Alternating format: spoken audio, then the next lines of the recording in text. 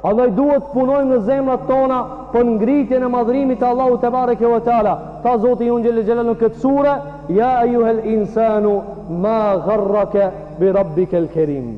O ti njeri, o insan, çka të ka manipulu kundër Zotit tan?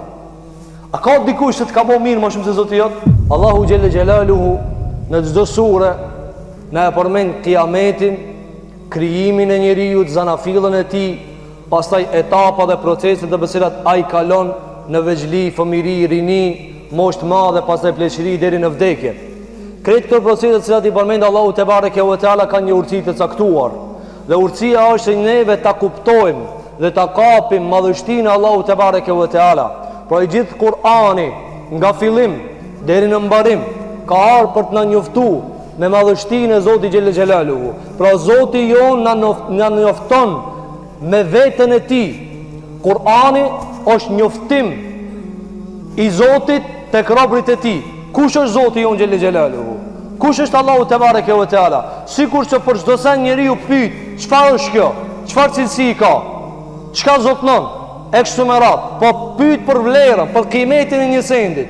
Allahu Xhelel Xhelaluhu ka zbritur Kur'anin e tij tek Muhamedi sallallahu alaihi wasallam që robërit e tij njoftohen me Zotin. Ta dojnë Allahun te bareke ve teala, nga se dashuria është motivi më i lartë, më i madh se friga. Më i madh se friga është dashuria e cila e nxit për të punuar vepra të mira. Andaj na e shohmi se frikë njerëzit kanë edhe për tiranëve. Po nuk është friga për tiranëve, friga ndaj Zotit Xhelel Xhelaluhu. Nga se pejgamberi jon sallallahu alaihi wasallam nuk ka imponu frikë, por i ka imponu dashuri njerëzve. E ka ndash Muhamedi sallallahu alaihi wasallam dhe ai ka thirrë në dashurinë e Allahut te bareke ve teala. Pra njeriu kur e don dikan dhe e madhron me dashuri, ai nuk i ndahet atij. Ndërsa nëse e madhron dikan nga friga, atëherë në momentin që nuk ekziston më ajo madhështi, ai largohet edhe friga. Sikur që njerëz i friksohen tiranëve, zullumçarëve, mbretëve, perandorëve, po me momentin e vdekjes së tyre, ata më nuk i friksohen atyre. Dhe nuk ju binden atyre, nga se kanë ndrujet. Andaj Allahu te bareke ve teala na njofton në librin e tij me madhështinë e tij, ndërsa i gjithë problemi i njerëzve, besimtar dhe pa besimtar, është në dozën e madhrimit Allahu te bareke ve teala. Sa e madhron njeriu Zotin e Xhelel Xhelaluhu. Dhe gjunaat janë rezultat i mos madhrimit Allahu te bareke ve teala. A ki mundësi ti një njeri me madhru, me respektu dhe me u rebelu ati? Nuk bashkohen. Një njeri që ti e do realisht, sinqerisht, me shumë transparencë dhe respekton ata dhe e madhron ata dhe ja njeh autoritetin ati. A ki mundësi ti ati mi usil qish do qoftë? A ki mundësi ati mi ati urdhat? S'ka mundësi. Pse se e do, e respekton, e madhron. Tani parashtrohet pyetja shumë e madhe. Çka është puna jonë që na ndaj Zotit ton te bareke ve teala nuk i kemi këtë respekt dhe madhërimi për Allahun te bareke ve teala?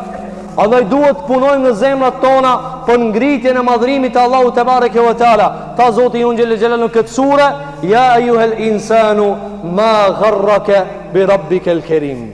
O ti njeri, o insan, çka të ka manipulu kundër Zotit tan? A ka dikush që të ka bëu mirë më shumë se Zoti jot? Që ti je manipulu prej tij kundër Allahut te bareke ve teala? Allahu ban pyetje, ti gjeje përgjigjen. Ti gjeje përgjigjen në varësi ku je me Zotin tan te bareke ve teala. Gjeje përgjigjen pse nuk je në raport mirë me Allahun te bareke ve teala. Kush të ka bëu mirë më shumë se Zoti? Kurkush.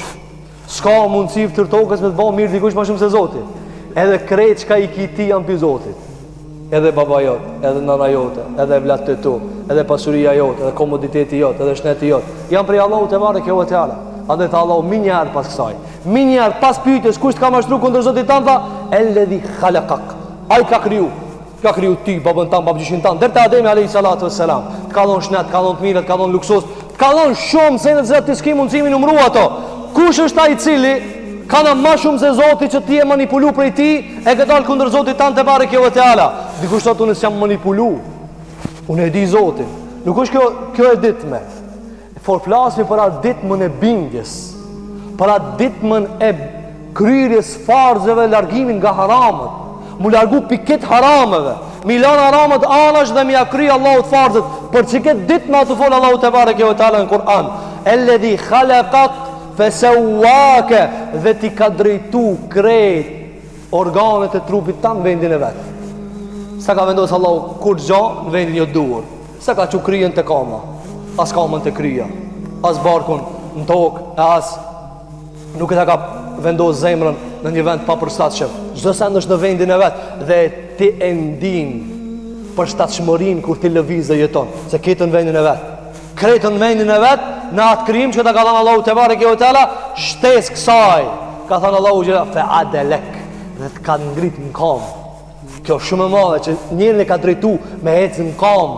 E ka drejtu me ecë në kam, dhe kjo është privilegji i madh i njeriu që Allahu xhela ja ka dhënë krijesës njeri. Andaj shumë prej dietarëve e kanë zgjedhur mendimin se njeriu është krijesa më e lartë se melasja. Jo me njerëzit e thjesht, po me pejgamber për shembull. A është Xhibrili më i madh a Muhamedi sallallahu alaihi wasallam? Shembull, a është Muhamedi njeri më i lartë, më i privilegj, më autoritativ te Zoti apo Xhibraili? Plot dietar thonë është Muhamedi sallallahu alaihi wasallam. Me argumentin se Allahu Xhibrailin e ka vendosur në shërbim të Muhamedit sallallahu alaihi wasallam. Kush është më i madh? Ai i cili shërbehet a shërbëtori? Kush është më i madh? Ai i cili shërbehet. Ti të se ti shërbehet. Muhamedi alayhi salatu wassalam është pejgamberi Allahu xhallahu ala, njeri që këtë me laçet duhet të respektuat. Dhe duhet të besuat atij. Kjo privilegj i madh. Andaj Allahu xhallahu ala këtë këto nimete i mbledh na edhe shumë tjera që si dina dhe na thot kush të ka mashtruar.